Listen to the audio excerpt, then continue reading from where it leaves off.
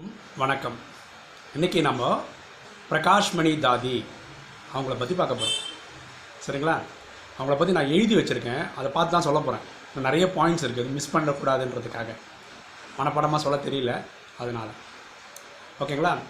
இவங்க நம்ம மம்மான்னு சொல்கிறோம் இல்லையா, அதாவது சரஸ்வதி, அவங்க தான் ராதியாக பிறக்கிறாங்க. இதுக்கப்புறம் ரொம்ப ப்ராமினெண்ட்டான ஹெட் அவங்க தான்.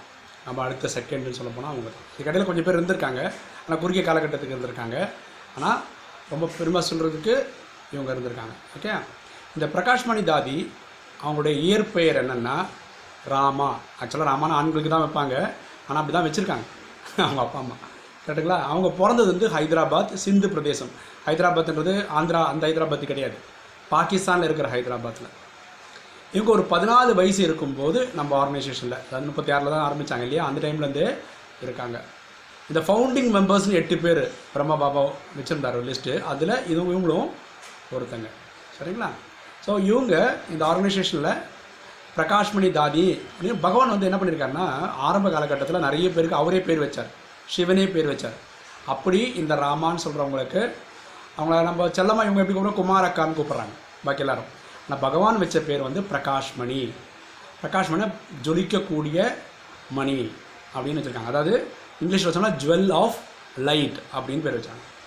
இவங்க 1950லேருந்து 60 வரைக்கும் மகாராஷ்டிரா, குஜராத், மும்பை, இவங்களுக்கு இந்த ஏரியாக்கள்லாம் ஹெட்டாக இருந்திருக்காங்க.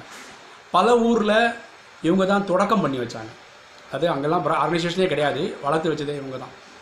ஓகேங்களா?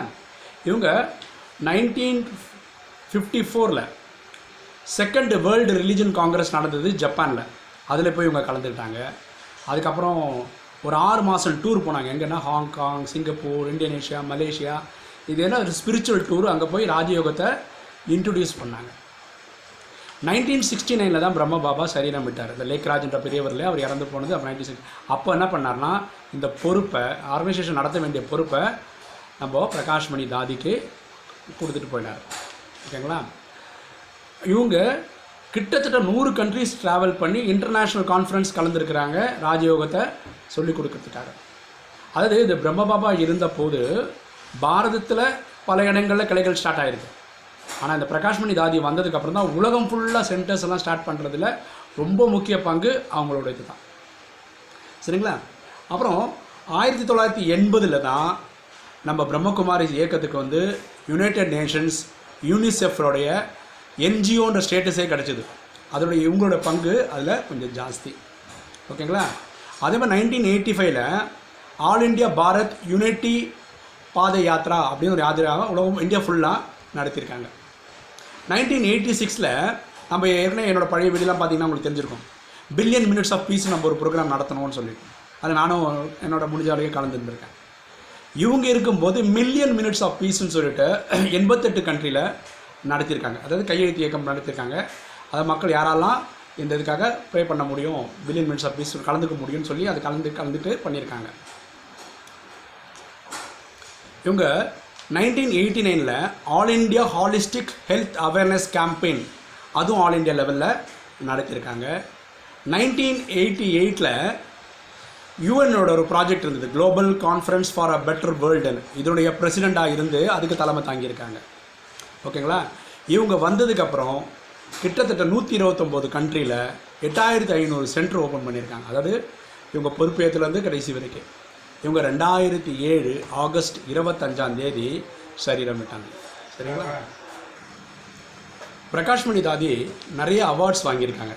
அதில் வந்து 1986 யுனைடெட் நேஷன்ஸோடைய இன்டர்நேஷ்னல் இயர் ஆஃப் பீஸ் அந்த அவார்டு வாங்கியிருக்காங்க. 1987 யுனைடெட் நேஷன்ஸ் செக்ரட்டரி கிட்டேருந்து இன்டர்நேஷ்னல் பீஸ் மெசஞ்சர் அவார்டு வாங்கியிருக்காங்க. அப்புறம் உதய்பூர் யூனிவர்சிட்டி இந்தியாவிலேருந்து ஹானரபிள் டாக்டர் பட்டம் வாங்கியிருக்காங்க 1992. அதுமாதிரி வேர்ல்டு ரிலீஜியன் பார்லிமெண்ட்டு சொன்னவங்க பாரத் தர்ம ரத்னா அப்படின்னு ஒரு அவார்டு கொடுத்துருக்காங்க. இந்த கையெழுத்து இயக்கம் சொன்னோம்ல மில்லியன் மினிட்ஸ் ஆஃப் பீஸ்ன்னு, அதுக்கு யுனெஸ்கோ வந்து ஸ்பெஷல் அவார்டு கொடுத்துருக்காங்க. ஏன்னா 35 மில்லியன் சிக்னேச்சர்ஸ் கலெக்ட் பண்ணதுக்காக.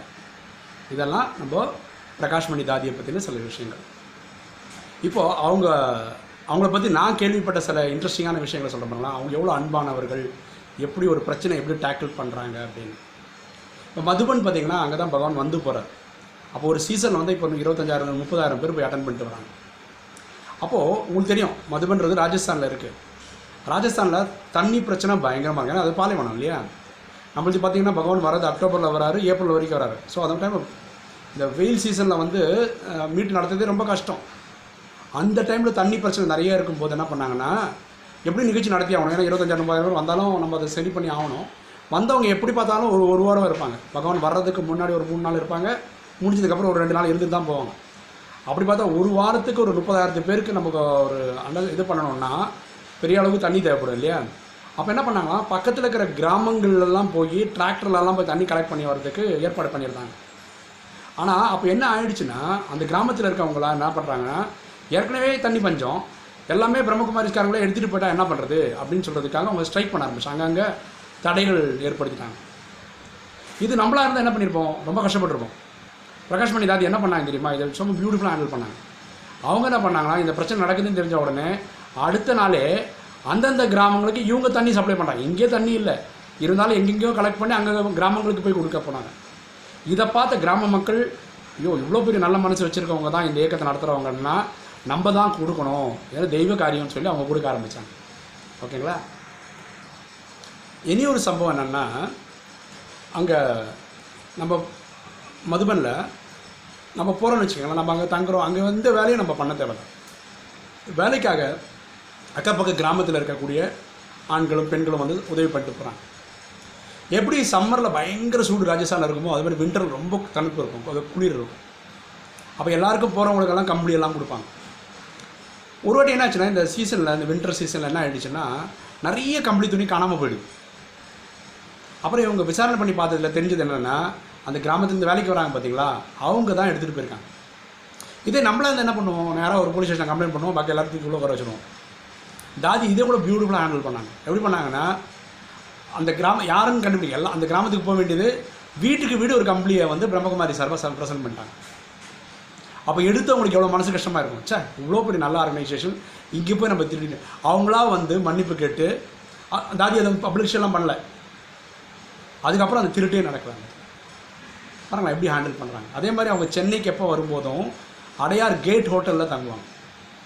தெரியும் பிரம்மகுமாரி சேவரி வெளியே எங்கே சாப்பிட மாட்டாங்க. நமக்கு தாதிக்கு வந்து அண்ணா நகர்லேருந்து சாப்பாடு போவோம், இல்லை அடையார்லேருந்து போயிருக்கும். அப்படி போகும்போது தாதி என்ன பண்ணுவாங்களாம், அங்கே ஹோட்டலில் தங்கி இருக்கக்கூடிய வேறு கெஸ்ட்டு எல்லாம் இருப்பாங்க இல்லையா, ஹோட்டல்லாம் யாரும் வேணால் தங்குவாங்க இல்லையா, ஒரு ரூமை தட்டி அவங்களுக்கு அந்த போகு கொடுத்துருக்காங்க, பிரசாதங்களை கொடுத்துருக்காங்க. அப்போ அவங்க இருந்த காலகட்டத்தில் அந்த ஹோட்டலில் இருக்க எல்லாருக்குமே தெரியும் இவங்க வந்து தங்கியிருக்காங்க. இவனோட அன்பில் அவ்வளோ பேர் வேந்து போயிருக்காங்க. இன்றைக்கி கூட என்ன சொல்கிறாங்கன்னா, அடையார் கேட் ஹோட்டலில் யாராவது அந்த பிரம்மகுமாரிஸோட பேட்ஜ் போட்டு போனால் அவ்வளோ மரியாதை கிடைக்குதுன்னு. ஓகேங்களா. ஸோ இந்த வீடியோவில் இப்போ தான் பயோகிராஃபி மாதிரி பேசிகிட்டு இருக்கோம். இனி வரக்கூடிய இதில் வந்து ஒன்று தாதி ஜானகி பற்றி, குல்சார் தாதியை பற்றியெல்லாம் போடுறேன். அப்புறம் நம்ம மதுபன் பற்றி போடுறேன். ஏன்னா ராஜயோகம்னு வரும்போது இவங்களை பற்றியும் சொல்லணும் இல்லைங்களா. உங்களுக்கு இந்த வீடியோ பிடிச்சிருக்குன்னு நினைக்கிறேன். பிடிச்சிருந்தா சப்ஸ்கிரைப் பண்ணுங்கள், லைக் பண்ணுங்கள், கமெண்ட் பண்ணுங்கள், உங்கள் ஃப்ரெண்ட்ஸ்க்கெல்லாம் சொல்லுங்கள். தேங்க்யூ.